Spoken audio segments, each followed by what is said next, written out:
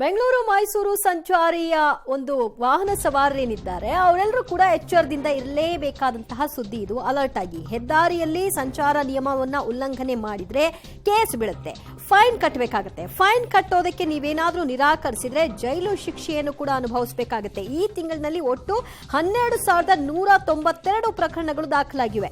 Express ವೇನಲ್ಲಿ ಕ್ಯಾಮೆರಾಗಳನ್ನ ಅಳವಡಿಸಿದ್ದಾರೆ. ಇದನ್ನ ಆಧರಿಸಿ ಈಗ ಕೇಸ್ಗಳನ್ನ ದಾಖಲು ಮಾಡ್ತಾ ಇದ್ದಾರೆ. ಕಾರಿನ ಮುಂಭಾಗದಲ್ಲಿ ಕೂರುವವರ ಸೀಟ್ ಬೆಲ್ಟ್ ಇಲ್ಲ ಅಂದ್ರೆ ಡ್ರೈವಿಂಗ್ ಸೀಟ್ ಅಲ್ಲ, ಪಕ್ಕದಲ್ಲಿ ಕೂತಿರ್ತಾರಲ್ಲ ಅವರು ಕೂಡ ಸೀಟ್ ಬೆಲ್ಟ್ ಹಾಕಬೇಕು.